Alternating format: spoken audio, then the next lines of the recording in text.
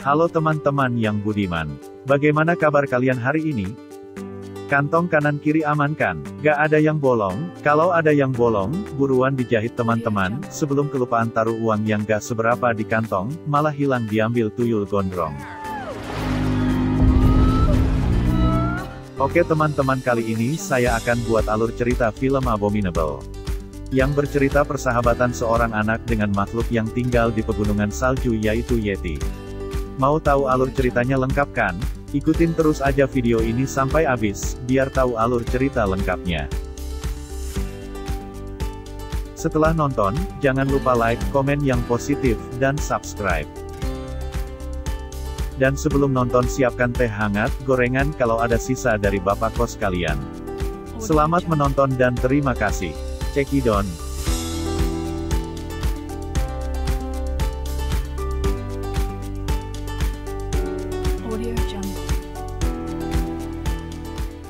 Di sebuah laboratorium ada seorang Yeti, ia lolos dari sel tahanannya dan mulai lari mengelilingi gedung. Orang-orang yang berada di gedung itu menjadi kaget. Dr. Zara, kapten dan para pasukan tentara mengejar Yeti itu, tapi dia berhasil kabur. Begitu berada di luar, Yeti ini bersenandung, yang memicu kekuatannya yang membuat dia dapat menerobos gerbang, dan lari ke kota. Lalu Yeti ini berhasil menemukan tempat untuk bersembunyi, tetapi dia menjadi sedih ketika melihat papan reklame Gunung Everest. Sementara di kota, ada anak remaja yang bernama Yi, ia tinggal bersama ibu dan neneknya. Sejak ayahnya meninggal, Yi menjaga jarak dengan ibu dan neneknya. Oleh karena itu walau sekolahnya libur, ia menyibukkan diri dengan mengambil pekerjaan paruh waktu.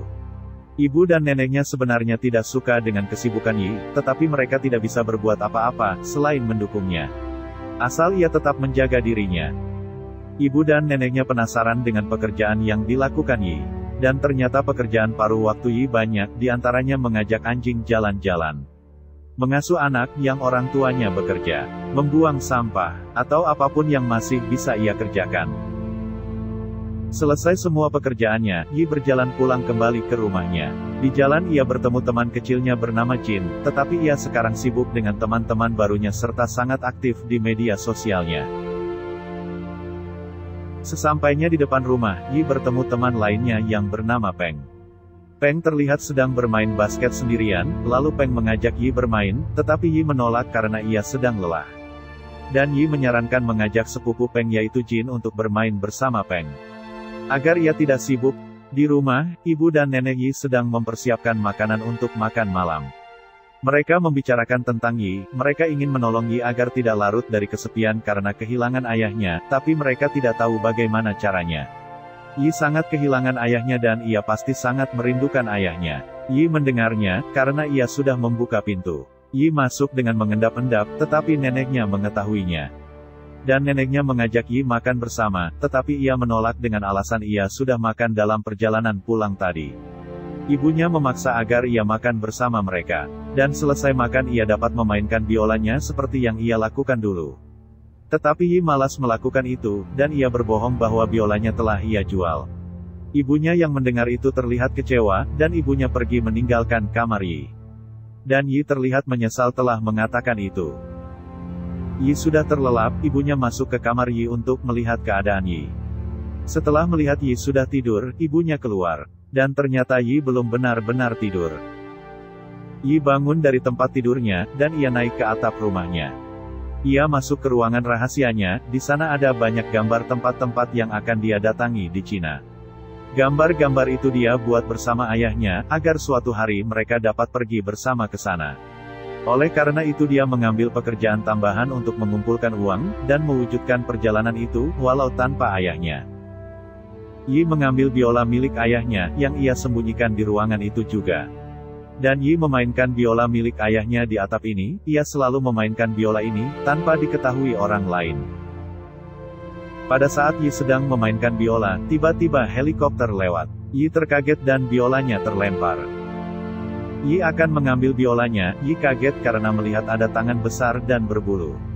Yi langsung mundur dan bersembunyi mencari tempat yang aman.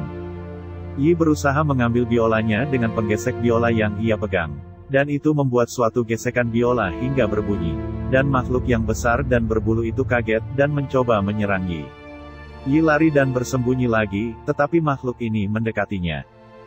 Tetapi pada saat makhluk ini melihat sinar helikopter, makhluk ini mundur mencari persembunyian. Yi yang melihat itu kaget dan tahu bahwa makhluk ini ketakutan. Yi lalu membantunya dengan menutup makhluk ini agar tidak terlihat. Yi menggunakan barang-barang yang ada di situ. Setelah helikopter pergi, Yi mengintip makhluk itu, dan ternyata makhluk itu sudah tertidur lelap. Yi berjaga-jaga di atap, dan ia juga tertidur di atap hingga pagi harinya. Setelah bangun Yi mengintip makhluk itu, ternyata makhluk itu masih tertidur. Yi mengambil uang di kotak uangnya dan bergegas pergi keluar melalui kamarnya.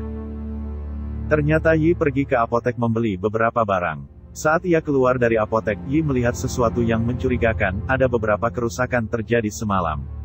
Yi berpikir ini pasti ada kaitannya dengan makhluk yang ada di atap rumahnya. Yi bergegas pulang ke rumahnya. Ia mengendap-endap masuk ke dalam rumah agar ibu dan neneknya tidak mengetahui jika ia sudah kembali. Pada saat akan menuju kamarnya, Yi melihat tumpukan roti di dapur. Lalu Yi memasukkan roti-roti itu ke dalam tas dan ternyata ada neneknya berada di belakang tumpukan roti-roti itu. Yi langsung kaget dan terlihat salah tingkah saat melihat neneknya. Dan neneknya mengira sekarang Yi kelaparan. Dan Yi mengiyakan bahwa ia memang kelaparan. Selesai Yi merasa cukup mengambil roti-roti itu, Yi bergegas pergi ke atap meninggalkan neneknya yang masih melanjutkan membuat roti di dapur. Yi mengeluarkan semua roti yang ia bawa dari dapur. Dan makhluk itu langsung mengambilnya dan melahap semuanya. Yi pelan-pelan mendekati makhluk itu, karena Yi akan membersihkan luka yang ada di tangan makhluk itu. Ternyata Yi pergi ke apotek untuk membeli obat untuk luka yang ada di tangan makhluk itu.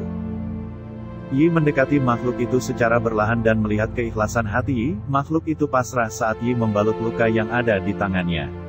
Dan setelah selesai, Yi melihat makhluk itu, ternyata makhluk itu sudah terlelap lagi. Dan Yi mengatakan bahwa makhluk ini harus tetap di sini, karena ada orang-orang yang mencarinya.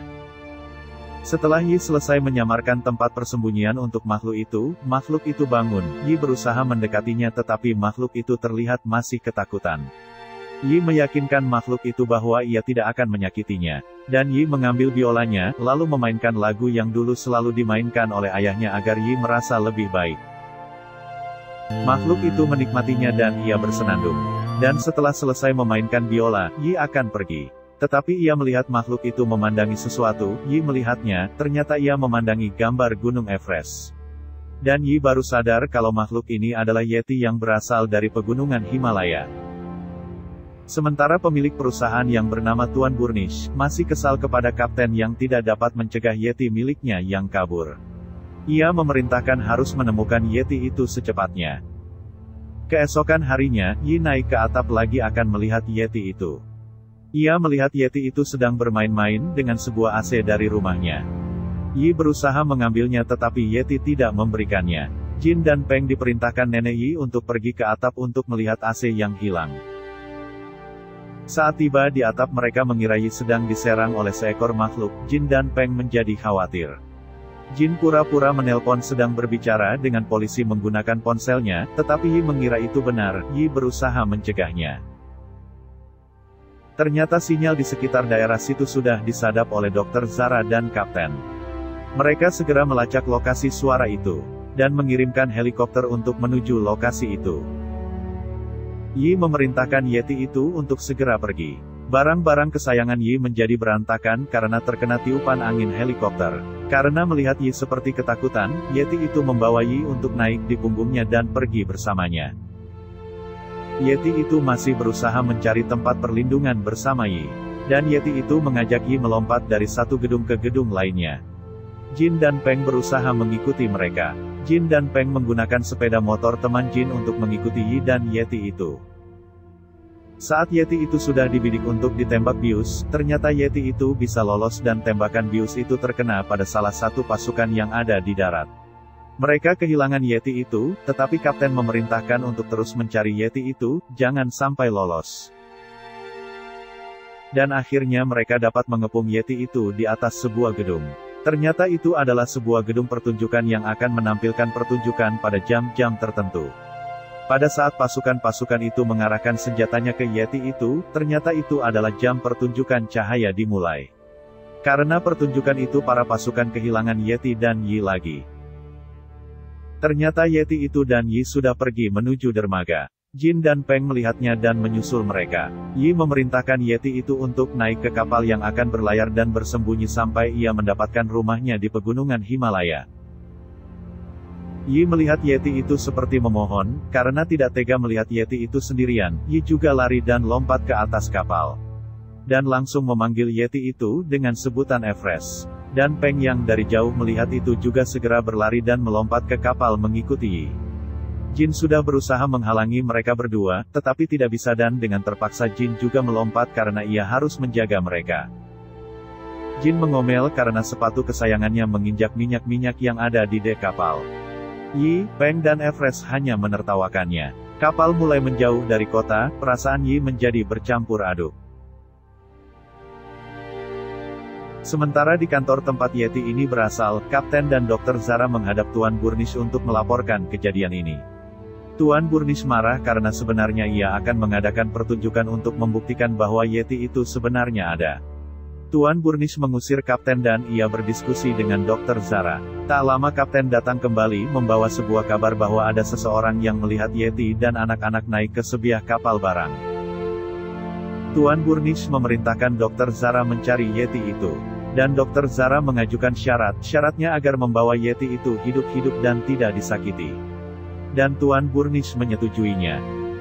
Jin menelpon ibunya dan memberitahu ibunya bahwa ia akan pergi ke Beijing untuk tur kampus. Dan ia membawa Peng serta Yi bersamanya. Jin terpaksa berbohong pada ibunya agar ibunya tidak khawatir. Kapal mereka sudah berlabuh di sebuah pulau. Mereka bersembunyi di dalam satu peti besar yang berisi minuman bersoda. Peti itu diangkut ke dalam truk, dan truk itu pergi menjauh dari dermaga menuju ke suatu tempat.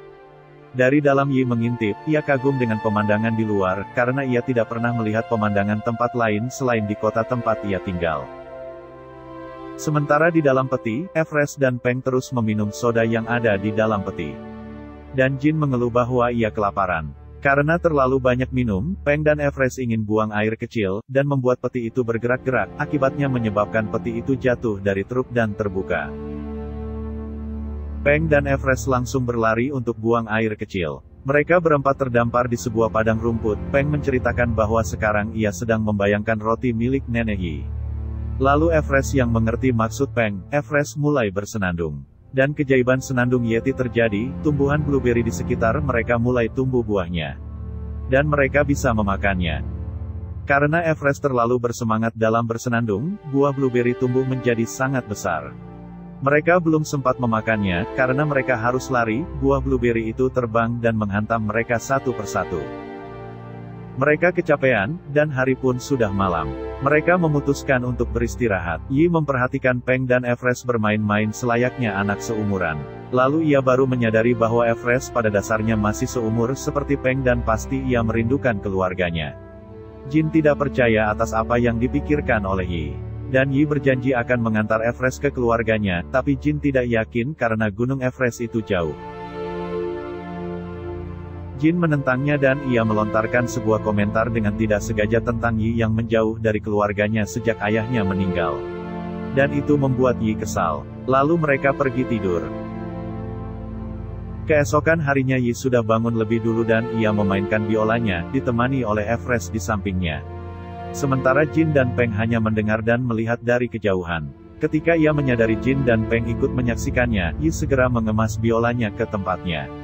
Peng mengatakan bahwa Nenek Yi bercerita kepadanya kalau Yi sudah tidak bermain biola lagi sejak ayahnya meninggal. Yi hanya terdiam. Lalu tiba-tiba Jin menyela, ia berubah pikiran, ia akan menemani mereka mengantar Everest menemui keluarganya. Tuan Burnish dan rombongan sudah tiba di pulau itu. Dan mereka mulai mencari jejak dari Yeti itu dan anak-anak itu. Mereka mendapat info bahwa Yeti dan anak-anak itu mengikuti kapal yang berisi soda. Dan kebetulan mereka melihat banyak kaleng soda berantakan di jalan, mereka mengikuti kaleng soda itu. Dan mereka sampai di tempat peti terbuka dan berisi kaleng soda banyak dan mereka tidak menemukan petunjuk lainnya. Dr. Zara melaporkan kepada Tuan Burnish yang ada di sebelahnya, tetapi Tuan Burnish sedang menikmati pemandangan alam di sekitarnya, karena ia terlalu lama tidak keluar dari rumah dan perusahaannya. Dan Tuan Burnish tersadar ketika Dr. Zara memanggil beberapa kali. Lalu Tuan Burnish memutuskan membagi beberapa tim untuk menemukan Yeti mereka. Sementara Yi, Jin, Peng dan Everest terus berjalan mencari sungai Yangtze. Dan mereka sudah tiba di Pegunungan Kuning. Mereka mulai menyusuri Pegunungan Kuning itu. Saat mereka beristirahat, tiba-tiba derun Tuan Burnish menangkap gambar mereka. Dan menyebabkan banyak derun mengelilingi mereka. Dan mereka melihat ke bawah, ternyata derun-derun itu milik orang yang dari kota, yang mengejar mereka waktu itu. Everest melihat bunga dandelion di tangan Yi. Lalu Everest mulai bersenandung dan menyebabkan bunga dandelion menjadi besar dan membawa Yi terbang. Kemudian Everest dan Peng juga ikut naik di atas bunga dandelion. Tetapi Jin tidak berhasil naik ke bunga dandelion itu dan mereka janjian akan bertemu di desa tepi sungai. Ternyata Yi, Peng dan Everest diikuti oleh derun-derun milik Tuan Burnish. Tetapi mereka berhasil lolos. Sementara Jin ditangkap oleh pasukan Tuan Burnish dan memaksa Jin untuk mengantarkan kemana Everest, Yi dan Peng akan pergi. Yi, Peng dan Everest akhirnya mendarat di sebuah gurun. Peng merasa sedih karena Jin tertinggal dan ia harus jauh dari Jin. Yi yang mendengar itu menyalahkan Jin.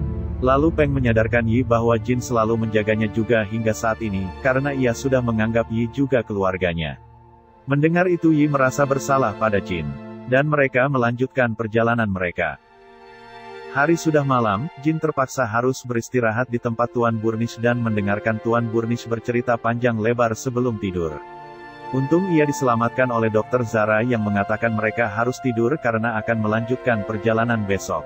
Sementara Yi, Peng dan Everest juga lelah. Mereka berbaring di sebuah taman, selain harus istirahat karena sudah malam, mereka juga tidak tahu harus melanjutkan perjalanan kemana karena mereka merasa tersesat. Dan Yi mulai menyalahkan dirinya karena menyebabkan semua kejadian ini. Dan tidak mempercayai perkataan Jin. Kemudian mereka melihat ikan berenang di sungai dengan indah dan Yi memberitahu apa yang dikatakan ibunya, bahwa ikan tidak akan pernah menyerah, jadi ia memutuskan bahwa mereka juga tidak boleh menyerah. Dan mereka akan terus bergerak. Jin tidak bisa tidur dan ia pergi keluar.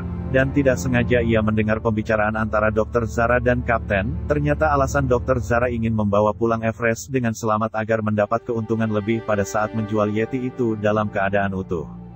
Dan ia tidak peduli walau harus menyakiti anak-anak itu, hingga Yeti itu bisa kembali.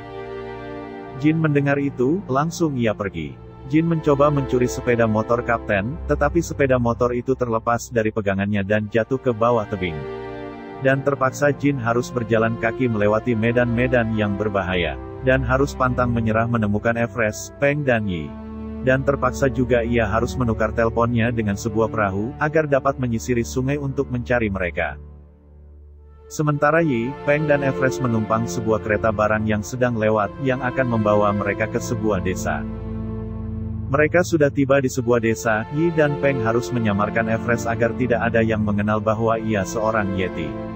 Everest menyamar menjadi seekor yak untuk bergabung dengan kumpulan yak yang ada di situ. Sementara Yi mencari Jin di sekitar situ, Peng bergabung di dekat Everest dan kumpulan yak. Dari jauh Tuan Burnish bersama timnya telah melihat mereka. Dan akan menangkap mereka. Peng berusaha membawa Everest pergi dari situ dengan mengganggu para yak, hingga para yak menyerbu para pasukan Tuan Burnish. Dan Jin datang tepat waktu, mereka segera naik ke kapal milik Jin, begitu juga Yi yang sudah lebih dulu bertemu dengan Jin tadi. Jin segera mengendarai kapalnya menjauh dari darat. Tanpa disangka, Kapten dapat mengubah mobil van miliknya menjadi kendaraan air. Tuan Burnish dan timnya berusaha mengejar Everest dan anak-anak itu. Yi memohon pada Everest untuk menggerakkan kapal itu agar bergerak cepat. Everest langsung melepas mesin kapal dan mulai bersenandung dan menyebabkan kapal bergerak sangat cepat. Tanpa disadari mereka menghantam daratan, tetapi karena senandung Everest, mereka tidak merasakan apa-apa, mereka seperti masih berada di sungai. Sementara mobil van milik Tuan Burnish sudah terguling. Dan akhirnya kapal mereka menabrak sebuah pulau lain. Dan akibatnya menyebabkan sebuah benturan dan menyebabkan biola Yi rusak. Yi sedih melihatnya, dan ia langsung lari ke hutan. Jin menyusul Yi di hutan. dan mendekati Yi lalu menanyakan apa Yi baik-baik saja. Yi menceritakan semua masalahnya baik tentang kematian ayahnya maupun jarak yang ia buat antara ibu dan neneknya. Dan sampai sekarang Yi masih belum pernah menangisi kematian ayahnya. Dan Jin berusaha menghibur Yi. Yi dan Jin kembali ke tempat Peng dan Everest. Ternyata Peng dan Everest sudah memperbaiki biola Yi dengan menggunakan bulu Everest sebagai senar. Yi menjadi senang dan memeluk Everest untuk berterima kasih. Yi mengumpulkan foto-fotonya yang berserakan, dibantu oleh Peng. Peng menanyakan kapan ia mengambil foto-foto itu selama perjalanan. Yi mengatakan bahwa itu foto-fotonya dari rumah. Peng menunjukkan bahwa ternyata semua foto milik Yi itu menjadi tempat petualangan yang mereka lewati beberapa hari ini. Dan tinggal satu tempat yang belum mereka sampai, yaitu patung Buddha Sichuan. Dan mereka bergerak menuju ke sana. Akhirnya mereka sampai di sana. Yi mengambil biolanya dan mulai memainkan biola dengan lagu kesukaan ayahnya dan Yi. Yi menjadi emosional, begitu juga dengan Jin dan Peng sangat kagum dengan permainan Yi. Keajaiban dari bulu Everest yang ada di biola milik Yi menyebabkan patung Buddha Sichuan menjadi tumbuh bunga.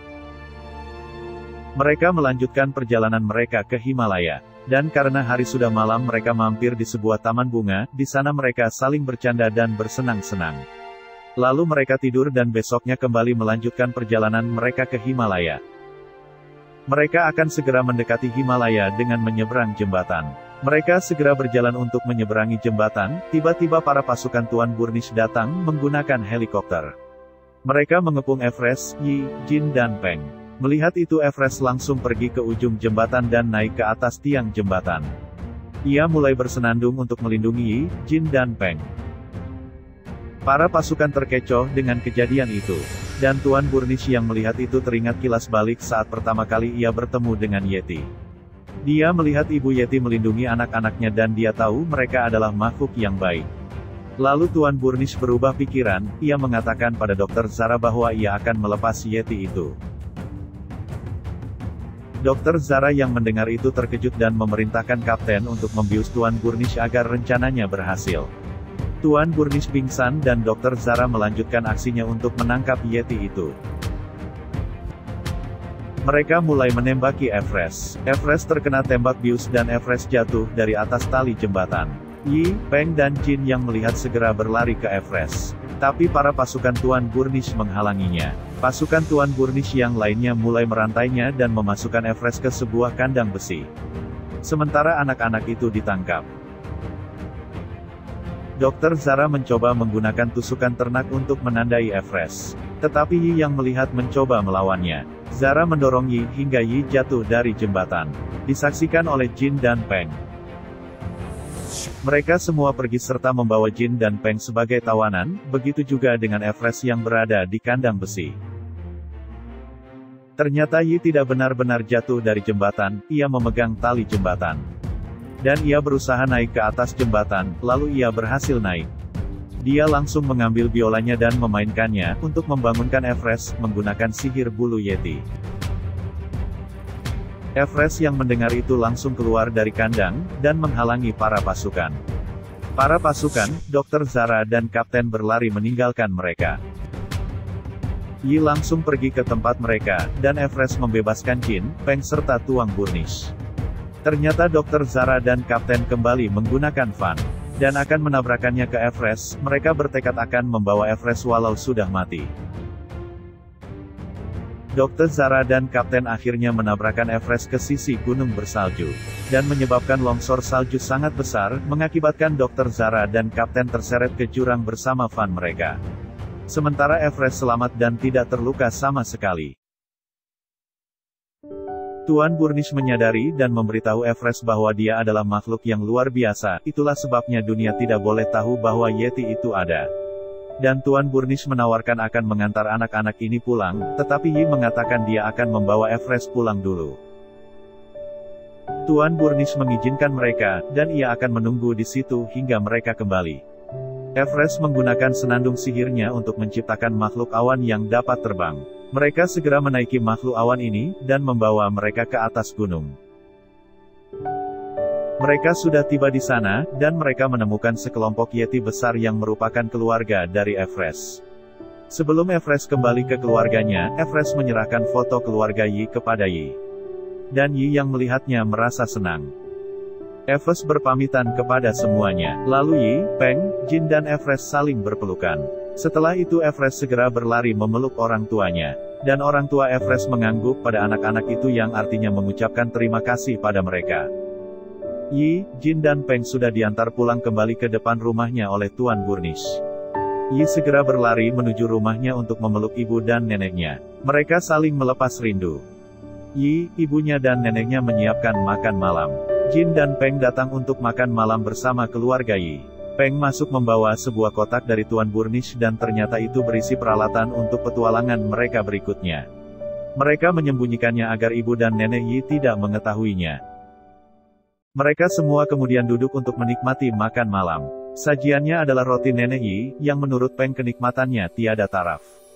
Tetapi Yi mengatakan bahwa bukan hanya Peng yang sangat menyukai roti neneknya, ada yang lain juga sangat menyukainya. Neneknya bertanya-tanya penasaran, tetapi Yi dan lainnya hanya menganggapnya dengan tertawa. Okelah teman-teman, semoga alur cerita film ini dapat memberikan pesan moral yang baik buat kalian. Sekian dulu video alur cerita film ini saya buat, dan maaf jika kurang berkenan. Terima kasih sudah menonton dan sampai jumpa di alur cerita selanjutnya.